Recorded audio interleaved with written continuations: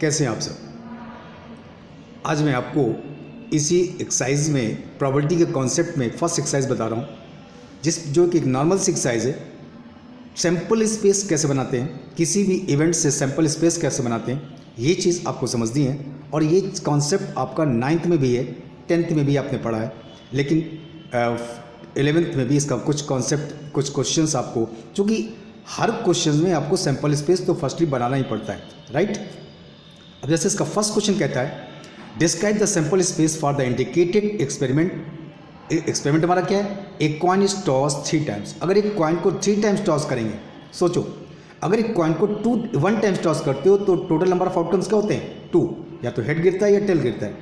अगर 2 बार टॉस करते हो तो 4 आउटकम्स हो गए। अगर 3 टाइम्स टॉस करोगे तो 2 × 2 × 2 मतलब 8 आउटकम्स हो गए। अब 8 आउटकम्स कौन कौन से होंगे, ये चीज़ आपको समझनी है, राइट। तो 2 की पावर 3 टोटल आउटकम्स तो आपके 8 होंगे, लेकिन कौन से होंगे, या तो तीनों में हेड हेड हेड गिरेगा, या तो हेड 2 में हेड 1 में टेल गिरेगा, या हेड टेल हेड गिरेगा, या हेड टेल टेल गिरेगा, या टेल हेड हेड गिरेगा, या टेल हेड टेल गिरेगा, या टेल टेल हेड गिरेगा, या टेल टेल टेल गिरेगा। ये टोटल नंबर ऑफ आउटकम्स आपको मालूम होंगे कि 8 आउटकम्स कौन कौन से आ सकते हैं, क्योंकि एक कॉइन को 3 टाइम्स टॉस किया गया। हो सकता है कि फर्स्टली तीनों बार हेड आ जाए, या 2 बार हेड आ जाए, तीसरी बार टेल आ जाए, या फर्स्ट टाइम हेड आ जाए, दूसरी बार टेल आ जाए, second time, third time head आ जाए।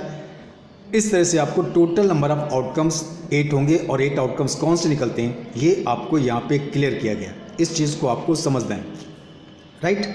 अब अगर यहाँ पे जनरल थ्योरी की बात करें, सेकंड क्वेश्चन की बात करें, सेकंड क्वेश्चन क्या कहता है, it describe the sample space, describe the sample space for the indicated experiment. Experiment हमारा क्या है, ए डाई इज थ्रो 2 टाइम्स।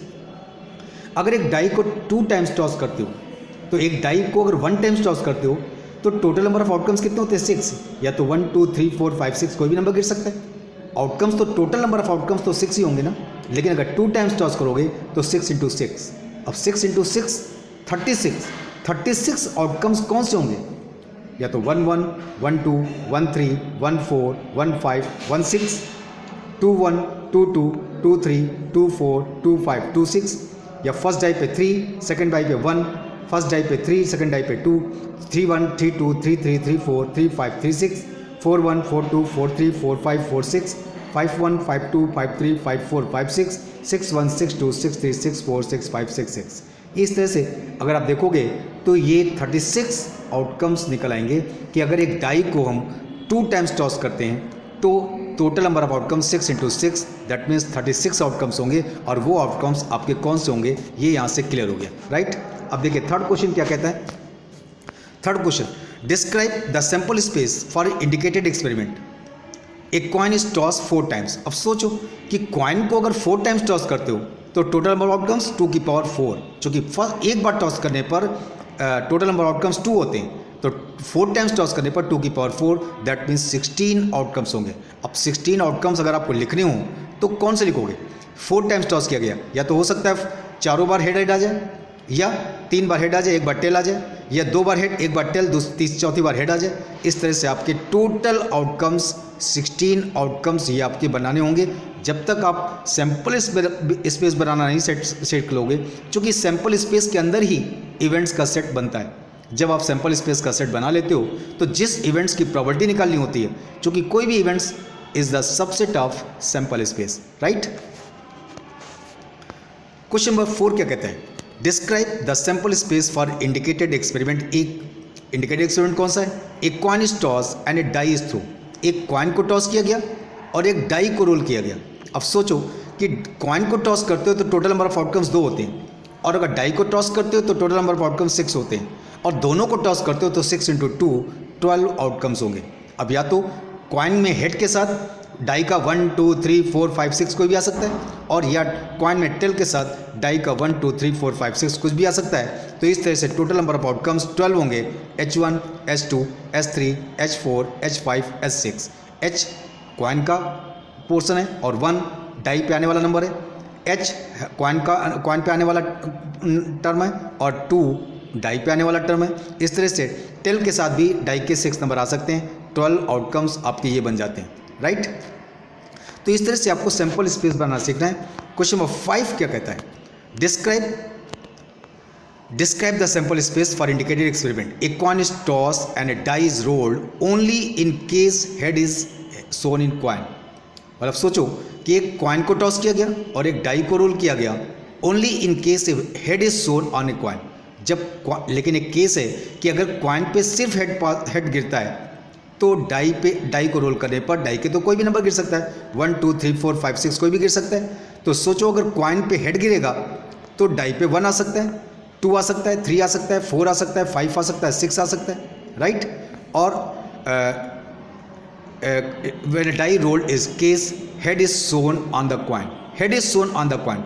अगर हेड शो नहीं करेगा तो टेल शो करेगा। इस तरह से आपके पास टोटल ऑप्शन कितने होंगे, total number of outcomes H1 H2 H3 H4 H5 H6 होंगे, right.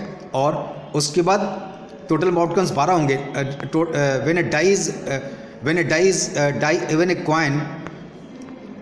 Coin and a die is throw together total number outcomes 12 होंगे। लेकिन कहता है कि कॉइन पे हेड ही आना चाहिए, तो हेड के साथ डाई के 6 नंबर आपके हो जाएंगे। तो इस तरह से आपका इसका सैंपल स्पेस बन के तैयार हो जाएगा, राइट।